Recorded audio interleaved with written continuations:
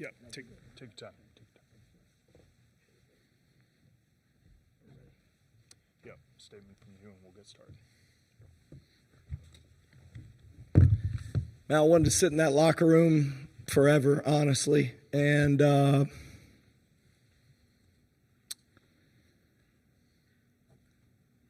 don't know, you get in these moments, and a lot has happened in a short amount of time because the game has a scoreboard. But in my heart, what Chance McMillan did today just doesn't have anything to do with the score. It just has everything to do with what I want to live my life like. And he's obviously in a situation where he probably could have not come back. And I told these guys in the locker room,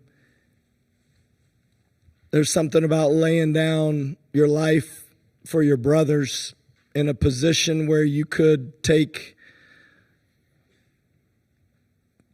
I don't know, just the path that is easier, and Chance didn't. Man, I'm so inspired by him, and because of him, I do believe our program is different forever.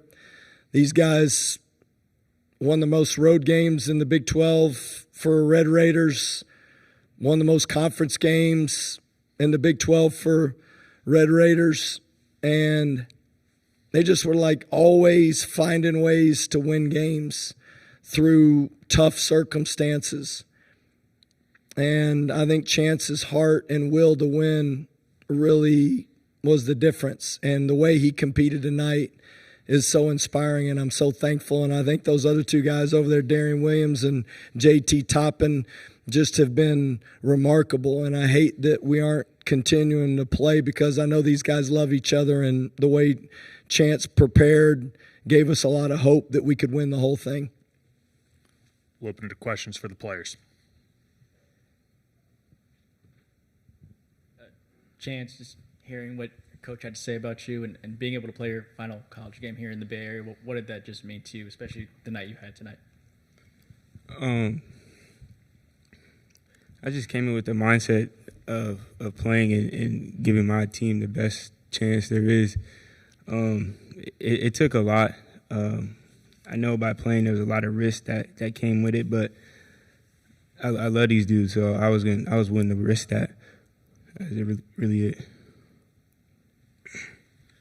Nathan Geese, Lubbock Avalanche Journal, just for Darian and JT, if you can, muster what you got, just the emotions you're kind of feeling right now from walking out the court and having this run kind of end from what you guys did accomplish. I think we accomplished a lot. Not what we wanted, obviously, but I mean, we were picked to finish like 7th in conference. Like nobody, if anybody told you they thought we were going to be in the Elite Eight, they'd be lying to you. So besides our team and our inner circle, so I mean, at the end of the day, I think we it hurts right now when we look back at it. I feel like we could have went farther, but I mean, I think overall we had a good season, and yeah, that's all I got for you. Yeah, same with what he said. It was a good season. Yeah, nobody picked us to be here, so just to look back at it now, I'm just proud, and I love my teammates, and I'm just sad about the outcome. It's just, yeah. For Chance, Steve Cronin from San Francisco Chronicle. First, just trying to just make sure I got it right, what you mentioned, Star of the Sea and St. Thomas Apostle, where you went in elementary school in the city? Yes. Okay, then the question for today, at what point did you realize you could play? And a lot of times athletes say when they're coming back from injury, there's first getting over the injury physically, and then you kind of have to get over it mentally, that maybe you feel okay, but you're not sure. So how did you deal with that part of it? Shout out to Big Mike. That's a dude who always pushes people and tell people what it is, and he was pushing me when I was doing treatment with him. So he definitely helped me get past that mentally. And I was just putting in the work, and when I woke up this morning, I knew I was playing. Further questions from the room for the players? Yeah, just as everything was kind of unfolding there in the last few minutes, was there any moment where you guys thought, okay, this is kind of over for us, or did it just kind of sink in when the clock hit 0 and the game was done? Yeah, it kind of just hit when the clock hit 0. Wish I could change a few plays that happened, but yeah, can't go back and do that. But I mean, I thought we could win it until it hit 0. Same. I thought we could win it the whole game. It wasn't a thought in my mind until the clock hit 0. Obviously, it was definitely some plays we could have changed, especially on free throws. But yeah, I thought we was gonna win it the whole time.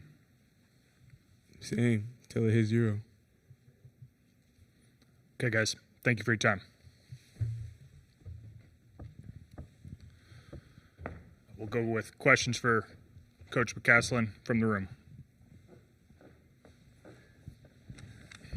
Hey, Grant. Nathan Cannon from the Bay Area News Group. We just talked a lot about what he had to go through the last just 24 hours to get to play. I'm curious what you feel like he embodies in terms of the players you like to bring into this program. I told the guys we do a free shoot the night before we play on the road. If we get in early enough and it's an evening game and it's open, they can do whatever they want. And Chance goes to the block and does form shooting on both ends, and then he goes to the free throw line, and then he shoots threes at each spot, and he does it on both ends. Then he goes back to the free throw line and finishes till the end of the clock. And he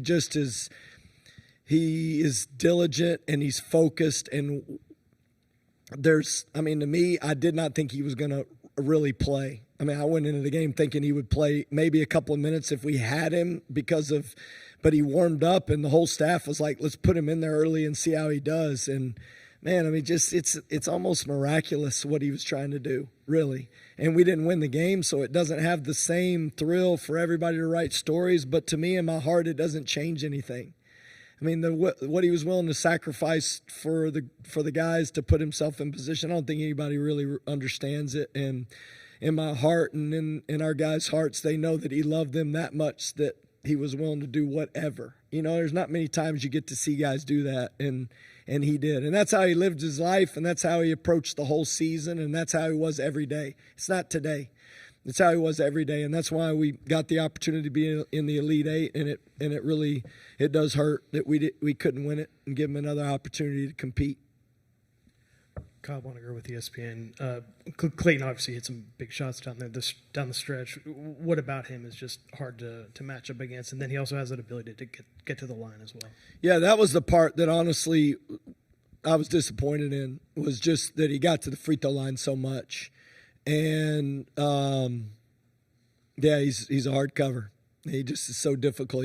He can hurt you in so many different ways. He's dynamic at shooting, but he's crafty in his change of pace, and they do such a good job of moving the ball. And we decided we were going to live with those forwards making threes, and that's what made it difficult when you're keying on him, and then he's starting to get fouled. And then other guys need to step up, and they did. I did think we got fatigued late, like that last 5 minutes. We didn't quite keep two on him. We lost him twice, but his motor's real, and his ability to get a shot off is and that's a great Florida team. And I do want to give them a ton of credit because they had a good plan for the last 5 minutes, and I didn't do a good enough job of keeping the ball out of Clayton's hands, and I didn't do a good enough job of getting our guys in the right position offensively so that we could finish the game and win it. Hey, Coach, Jared Johnson, Inside the Red Raiders. There was a big difference in terms of the free throw line attempts. They attempted almost twice as many, but then they also made at 92%, while y'all were 53, 54%. For such a good free throw shooting team for the year, it seems like that's cropped up in some tough times, some bad free throw shooting. I just wonder why you think that happened tonight. Was it fatigue or what went on? We have been a great free throw shooting team all year long. And unfortunately, I just think JT got in a rut. And, he's the one that missed 5 of them. And other than that, Darian Williams, I know they were trying to intentionally foul at the end, and we recognized it. That's where I didn't do a good enough job. But they weren't trying to intentionally foul Darian Williams. That was a mistake. And then he just went up there and missed the front end of the 1-and-1. And, you know, in these moments, that's not what got us beat. And I'm not just saying that as coach speak. I just feel like we pushed the tempo a little too quick late in the game and rushed some things that I felt like if we had a little more composure, and then if we would have been able to defensive rebound and limit the threes from Clayton, then I think that would have been the difference in the game for me. And so, I mean, obviously, who doesn't want to make free throws? Everybody does. Nobody steps up there and misses intentionally, especially in those moments. And I know everybody likes to, but I think there's more effort things involved in this game that we could have done better, and I could have done a better job coaching us down the stretch to put us in better positions. Scott Howard Cooper from Hoops HQ. When Florida starts getting on that run where they're hitting the string of threes that you mentioned with Clayton in particular, what does that do to a defense?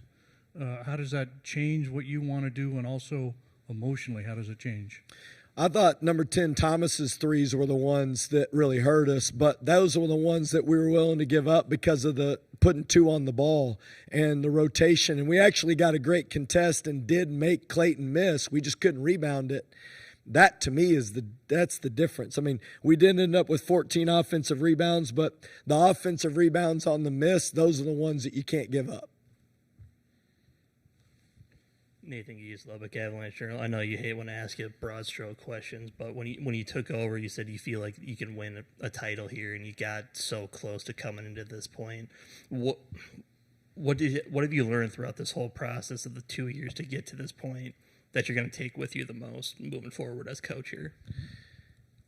Yeah, I'll tell you, it's the character of your guys and their will to win and their heart and love for each other. And I thought it was on full display with Darian Williams playing through injury and Chance McMillan playing through injury, and then the guys that we added to the roster. You know, I told him in the locker room, like Kerwin Walton was just always ready. And I don't even know if we play in this game because of how great he was in that UNC Wilmington game. We're here. So, I mean, you just never know who it's going to be. But those guys were so willing to do whatever it takes to win. And I think that's the foundation of what we'll do moving forward, is making sure those guys, and those guys we added, like Elijah Hawkins, how awesome was he? You know, I mean, he has a triple-double almost, and in the NCAA tournament, and he was unbelievable on Clayton. I mean, Clayton didn't make a three, I think, for a majority of the game till we got toward the end, and it was a big part of it was Elijah, but he did draw some fouls on Elijah. But I thought his competitiveness changed the complexion of their offense and really made them, you know, less dynamic. But them getting to the free throw line and getting fouled was really difficult. But man, just the heart of these guys that we've added and the guys that were here, they all really want to win. They don't care about individual performances, and you know, that's the thing I think moving forward we'll keep focusing on. Last one from the room here. Seniors moving out. JT and Darren have some pro aspirations that they have to kind of consider, and you kind of mentioned it with the portal and everything shifts. Is it even more important now to focus on like each season is its own thing rather than trying to take all of this and move into the next one, because you just never know? Yeah, I'm thankful. I'm thankful that this group of guys, I think, did get a taste and did get to see what it means to really love your teammates the way that I think God tells us to give everything we have. And I mean it. Like, how do you give everything you have? How do you lay down your life? How do you sacrifice for other people? How do you love other people in a real way? And I think that's what builds from year to year. Coach. And I believe that's the heart of the guys that we have, and that's what will be the most important part of these rosters, is that heart. And we'll be able to do it with the guys that we'll have returning because of it. Thank you, Coach. You bet. Thank you.